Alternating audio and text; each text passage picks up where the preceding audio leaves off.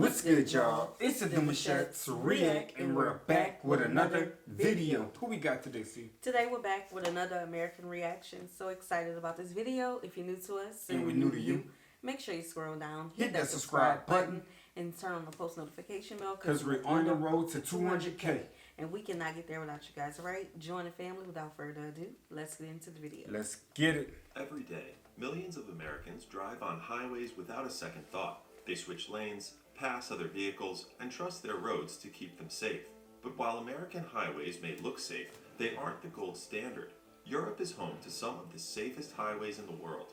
And they're not just better, they're over 200% better at keeping drivers safe. That's not an accident, that's engineering.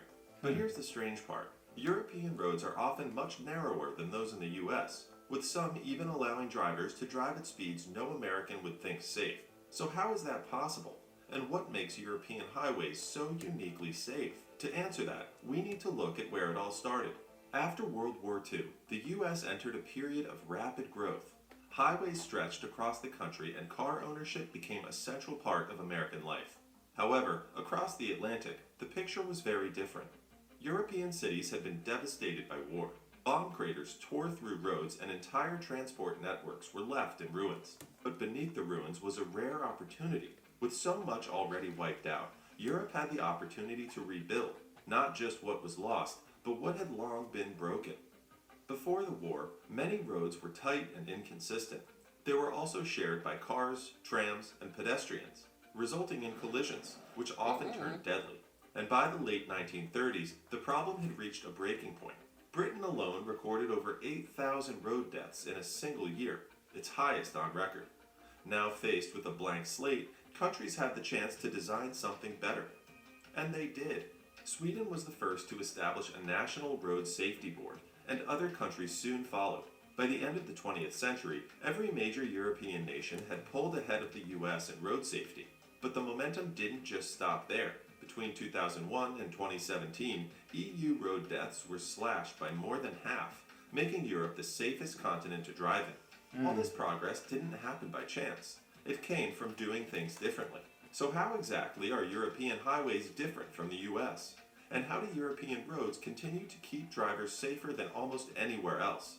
To understand that, we need to start with the most fundamental piece: road design. American roads are built for comfort. Lanes are wide, typically around 11 feet, and everything is designed to feel open. At first glance, that sounds like a good thing. But in reality, that comfort hides a deadly problem. You see, these wide lanes lower the tension behind the wheel. They make roads feel spacious and unthreatening, resulting in drivers speeding even without noticing. European engineers saw this pattern. Resulting in drivers speeding without them noticing. Meanwhile, Europe has narrow lanes and top speed tracks where people can go as fast as they like. Yeah. I don't see a comparison yet. Well, I was going to say, we always going to joke. I was going to say maybe the lanes being closer together, you're always thinking about merging into the other lane, so you don't want to do that, so you have anxiety the entire time.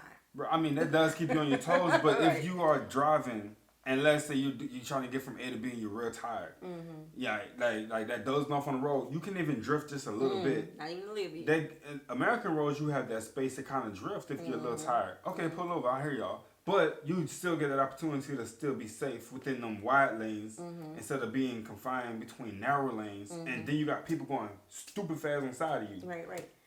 I need a better one. You need to cook more. Think on how we like sit up in our seat when we go over that big long bridge at home with the water on both sides, and there's no shoulder for you to pull over. So if something wrong with your car, baby, the other cars behind you gonna just be pushing you all the way through because you can't stop on that bridge, right? That's what it is. And it is a little smaller. That's what it is. Yeah, imagine feeling like that the entire time on all roads. I don't know, because of the space. Yeah, the space. I need more. You're not feeling the space. And made a simple yet genius redesign. Instead of making roads more spacious, they made them tighter, with many lanes measuring a modest 9 feet. That extra squeeze forces drivers to stay alert, leading to fewer high-speed crashes. But this raises a common question. If European roads are designed to slow drivers down, how come some don't even have speed limits? The answer lies in how they're built. High-speed stretches like the autobahn aren't typical roads. They're engineered for control. Lanes are wider to give drivers more room to react, and curves are stretched out so steering stays subtle and stable, even at high speeds. But even with this, high speed still brings high risk. Fast-moving vehicles, all traveling in the same space, is a recipe for disaster. To combat this, the autobahn has one simple rule. Keep right unless passing. It's simple, but powerful. By moving slower vehicles to the right and reserving the left for overtaking only, traffic becomes more predictable. And that predictability is what helps prevent collisions, even when cars are speeding down the road. Still, none of this works if the road isn't kept in perfect condition. Because at those speeds, even a small crack can turn into a serious hazard. Oh, in yeah, the US, 100%. road maintenance often focuses on short-term fixes. When cracks appear, they're Short patched. term. When potholes form, they're filled. Over time, these Band-Aid fixes turn into stitched-together surfaces full of dips and gaps. In Europe, This is so funny. Oh, man. Because there is a picture of a corner. I forgot the corner name, but it's in New Orleans, and they had a picture from like the 1800s or something of a huge pothole. Yo. That pothole is still there. Wow. Today. Wow. I blame the city for that. Listen. Yeah, the mayor, government, whoever's they need to do something about that. And the picture is of a wreck that happened in the 1800s when they had those little, one of those little first T-model cars. Mm-hmm. The wreck, the wheel came off, the whole thing. Man, them potholes no joke. Now, if y'all have controlled streets, that means that the cars are definitely, they're not going to wear and tear when it comes to alignment. That means that the vehicle is going to stay on a straight path regardless if their hands come off the wheel. So I think that is a flex when the roads are compatible with the vehicle itself. Right. But when you have other roads that have that erosion and the cracks in the road, then you kind of get your car to, you got to fight your wheel to stay on a straight path. Because when you go in those potholes, you feel the whole car shaking. Well, you right? got to be a professional pothole dodger, bro. You got to be able to see it before it hits you. Yes, and I was going to say about, what did he say, the keep right unless you're passing. We have that rule too. Yeah. And I feel like it does work on highways in some areas. It depends because in places like Louisiana, it's getting upgraded now, but most of our highways are 2-lane roads. And it's just not... You still get that opportunity to do 75 or 80 depending on what city you're in, compared to the other one doing a flat 60. Right. But you not speeding past them, you're racing past them. Right. So it's not that big wind gush when a car is flying past you. Now that sounds like an unsafety thing. It does. I was gonna say how we have police cars almost at every exit, every underpass, In the almost. ditch, hide and ducked off. Listen, behind the trees, wait. Behind the bridge, all that. Nah, for real though. Mindset is different. Roads are treated as long-term infrastructure, with most built to survive decades of wear. Materials like stone mastic and porous asphalt do more than hold up. They drain water and resist erosion. Right. And instead of waiting for damage, many countries build maintenance into the schedule from day one. Now, And some countries go even further. In cities like Amsterdam, modular stone tiles replace traditional poured concrete. These tiles sit above a maze of buried utilities, fiber cables, and sewers. So when something breaks, workers lift the stones, fix the issue. No jackhammers, no patchwork. Just a road that puts itself back together. But pavement is just the foundation, because in Europe, safety doesn't end with smooth roads. It starts with who those roads are built for. And more often than not, they're built for people first. In Europe, road design begins with a simple truth. People come first. Not drivers, but cyclists and pedestrians. The entire system is shaped around protecting them. And nowhere is that more obvious than on a bike. Across most of the US, cycling isn't dangerous because of how people ride. It's dangerous because of how roads are built.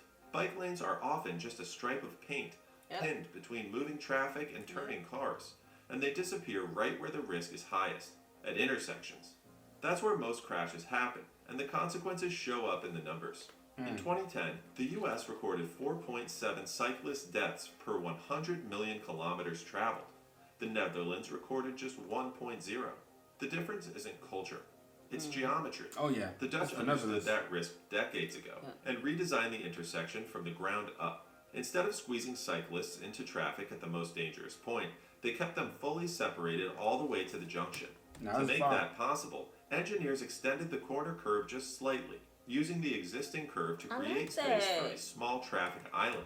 That one... I like that. Look at that. I was going to say how the Netherlands is like really a place that I'm really ready to go to just to see it. Yeah. Because just a difference in mindset of how we're just so car-centered and they are not. And I know I joke with them a lot about that, but that is something that I want to experience because just how they all talk about being on the bike highway and things like that. It's just, it's interesting to want to understand. Yeah, because, I mean, go ahead. Because I'm a person, I love my car. But now that we are currently abroad and I've been without a car for what, two months, it hasn't been as bad as I thought it would be. She's been spoiled. Very. It's one thing when I'm driving her around, but then when I get to sit in the back with her, spoiled too. Chill. So one interesting thing that I do recognize is that whenever you're adapting to something different, especially like when it's the bike culture or being driven around all the time, is when you're actually enjoying it and you can't see yourself not doing it anymore. Right. That's the problem. Like to adapt to something and then you can't see yourself not doing that anymore. You kind of stuck. So the Netherlands kind of swoop us in. It's like I might have to go find me some more bikes when I come back. Exactly. Just go everywhere on the pedal. Shift allows the bike path to continue straight through the intersection without needing extra room. From there, visual cues make everything clear. A red surface highlights the bike lane, painted lines mark the crossing point, and the pedestrian crosswalk shifts just behind the bike lane, giving each group their own safe space. Even drivers are repositioned. The stop line moves back a few feet, so turning cars can see cyclists directly ahead, not in their blind spot. That small change turns a dangerous glance over the shoulder into a clear line of sight. If they arrive at the junction together, both parties can respond safely. And even left turns, often the riskiest part, are simplified. Instead of cutting across traffic, cyclists follow a clear, two-part path around the corner. This isn't a special feature. It's standard design across Dutch cities, because the roads were built with people in mind. And that mindset doesn't stop with infrastructure. It shows up in the kind of drivers those roads are built to support. In the US, getting a license is quick, and in most cases, easy, with many taught by their parents. Hold on. Before you talk about the license, so what I think we should implement is this. Only because when it comes to kids getting off of school, they have their bikes. And then you have a sidewalk and a bike lane being the same thing, and people are trying to get what they got to get. And the only time you see kids really being cautious on bikes is when they're in the school zone. Outside of that, you got traffic that they're dealing with without much bike lanes that they can work with on a fairway. You know what I'm saying?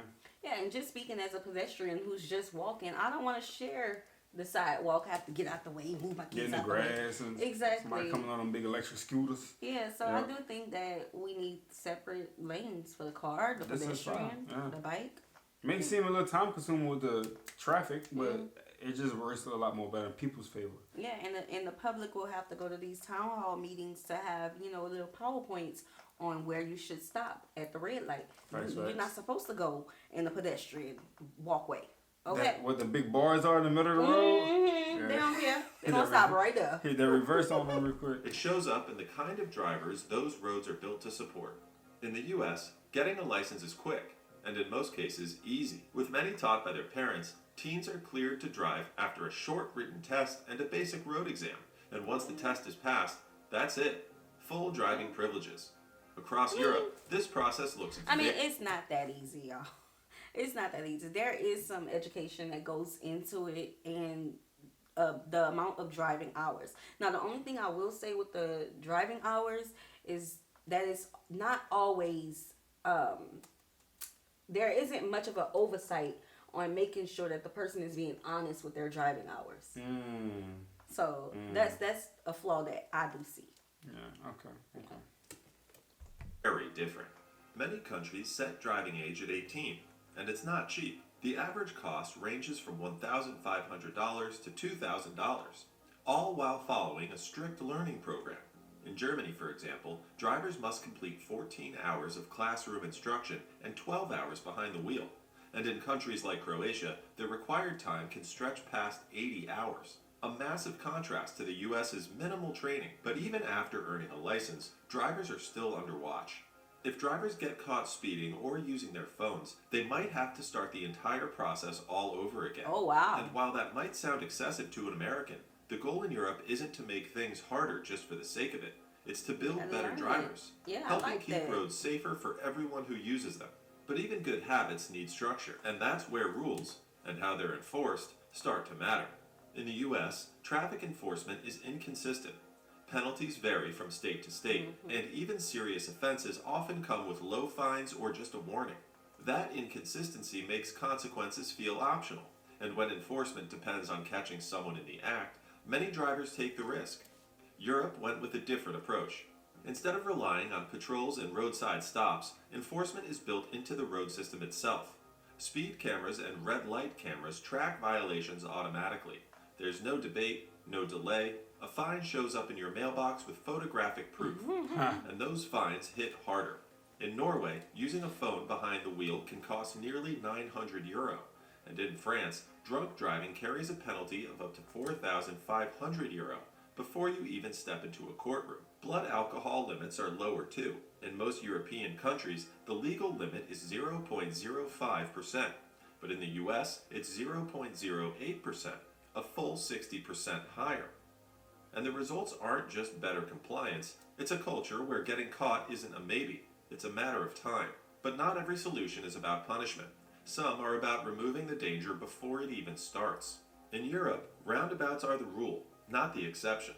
Countries like France and the UK use them as standard intersections, and the results speak for themselves. By forcing slower, more predictable traffic flow, roundabouts dramatically reduce crash fatalities by up to 90%. So if they're that effective, why hasn't the US embraced them? Well, because, listen, first of all, it's funny because I bet you forgot about this. What's the that? day before we left home, there was a crash at the roundabout. A person was going the wrong way. Remember? I don't. It was raining. What city? I mean, what state was in? Was in Texas? Dallas. Or wasn't okay. By that Walmart in that Krispy Kreme. Oh yeah. I remember that. Yeah. It's difficult for some folks. If you look like it really is. Roundabouts are difficult, especially for new beginners, because they're gonna get honked at. They timing everything when you're really supposed to be know that you have the right way when certain cars are not in position to be there. Right. Like you have that right away, but go with the flow. how do you go the opposite way of that? If the don't know. No, remember we looked at it and it was a person who was from out of the country. Oh yeah. They get their cars sent here and they be driving them with their left. On the left side of the road. They had their car imported. They cars there was on the right side. Yeah, but they drive on the left side. So he was going the way that they may go in his country. And that's one of the reasons that we said we're not driving abroad. First nature. Click in, you think you're doing it wrong, but you're doing it right. Right. Maybe a small town to start off with, but nah. Nah, give me a parking lot. Forget a town. I don't want no lights, no nothing. Chauffeur me around, okay?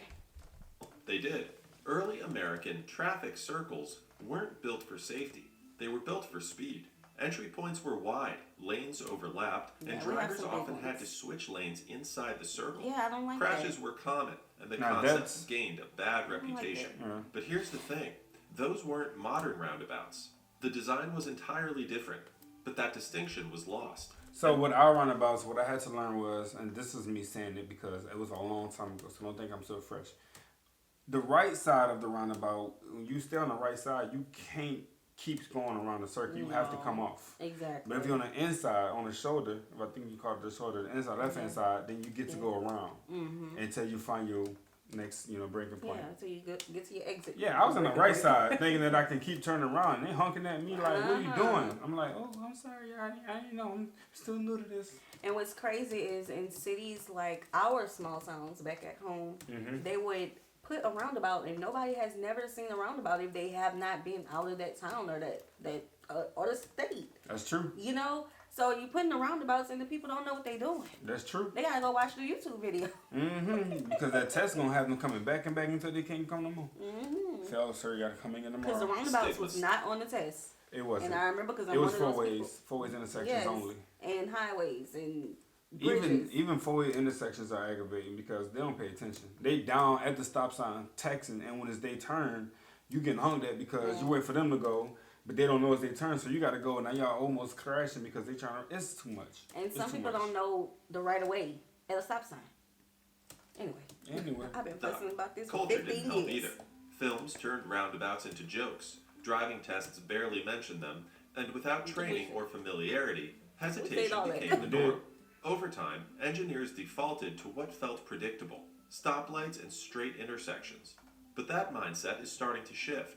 In Carmel, Indiana, nearly every signalized intersection was replaced with a roundabout, leading to an 80% drop in injury crashes. The success didn't just reduce accidents, it changed minds. Today, more cities are making the switch, and with every new roundabout, the idea becomes less foreign and more familiar. But while roundabouts reshape how traffic moves, Europe does something else just as carefully. It pays attention to where that traffic moves through. In Europe, roads don't just move people, they move through history. Many still follow ancient Roman routes, weaving past medieval towns and centuries-old landmarks. Infrastructure isn't built in place of heritage, it's built around it, with history treated as a constraint, not a casualty. This isn't just good planning, it reflects how deeply heritage is woven into the culture. In fact, more than 80% of Europeans consider cultural preservation part of their national identity. So when new projects are proposed, planners don't just ask, can it be built? They ask, should it? That question shapes the entire process. Cultural impact assessments are routine, and when a project threatens something historically or spiritually significant, it's often rerouted or stopped altogether. That's exactly what happened in Romania. A Canadian mining company once proposed a gold mine in Rossio, Montana, that would have destroyed ancient Roman tunnels beneath a historic village. The public responded immediately. Protests swept the country, and by 2021, the site was protected as a UNESCO World Heritage Site. The mine never happened. In the US, that kind of response is rare. Hawaii's H3 freeway was built straight through native Hawaiian land, cutting across sacred valleys, burial grounds, and ancient temples. That's crazy. For many, it wasn't just a highway. It was a decision made without them, one that left their history displaced and their voices dismissed. Europe's approach isn't just more... I don't know about everywhere else, but that is the thing. Tearing down cities just to have an overpass and a bridge, and that is sad. Yeah. Then that volume gets real crazy because now you got so much traffic, and then people start to leave. Yeah. So many towns have been lost because of that. More careful, it's more respectful. Because when infrastructure honors what came before, it builds more than roads. It builds trust. And that trust doesn't slow down innovation. In the same places that protect ancient streets, engineers are quietly building what comes next. Europe isn't just focused on making roads safer. It's also rethinking what roads can do. In the Netherlands, a pilot known as Solar Road began with a simple bike path outside Amsterdam. But beneath the surface, photovoltaic panels quietly generated electricity, enough to power streetlights and traffic signals. The panels are skid resistant and built to withstand daily traffic. You did say something After about that early before. success, the project expanded into new pilots across the Netherlands and France. While one project works with sunlight, another tackles a different challenge: maintenance. The EU-funded Omicron project is developing robotic platforms that automate high-risk roadwork. These machines can seal cracks or remove lane markings with laser precision. Operators control them remotely through augmented or virtual reality, staying safely away from live traffic. With quicker repairs and fewer road closures, the benefits are already being put to work. The technology has passed field tests and is being written into European standards. But no matter what roads look like in the future, engineers will keep asking the same question: how can we make modern roads even safer? In the last 100 years, European roads have gone from being among the most dangerous to becoming the safest in the world. But sometimes, safety isn't just about how a road is built, it's about what happens when things go wrong. That's where road barriers come in. These simple-looking structures are built to absorb massive impacts and redirect vehicles during a crash, keeping drivers and passengers safe. So how exactly do they do that? And what makes them so effective? Click here to find out. Okay, we're gonna stop it right there. So, do you think that you think that we're ready for that type of technology, to that level of development where robots are being used to get these potholes did up good, put the markings back in the street where people can see at night? Within the next 10 years. 10 because years? now we are just now going from 2-lane highways to 3 and 4 lane wide highways. Yeah. And people complaining about that. Oh, man. With the the bridges. And the roundabouts and all of the different things that now we're used to in Texas. Right, I finna mention that. They'll be like, yo, you in Texas, you got 6 lanes you're working with. Right. We ain't used to 6 lanes back there. Right. Let them get used to the new stuff now. Oh, man. Even the, what do you call it, when we went, and I was like, that's new. Oh, there's a billboard, wasn't it, with lights on there or something? Yeah, the LED signage things. They're getting used to that. Yeah. So, no, they're not ready. Oh, my gosh. No, because the moment they put the toll roads all throughout Louisiana, that's when we have a problem. Oh, yeah. Oh, yeah. I mean, if they're putting that out there, I'm pretty sure the tolls will be right behind it. Exactly.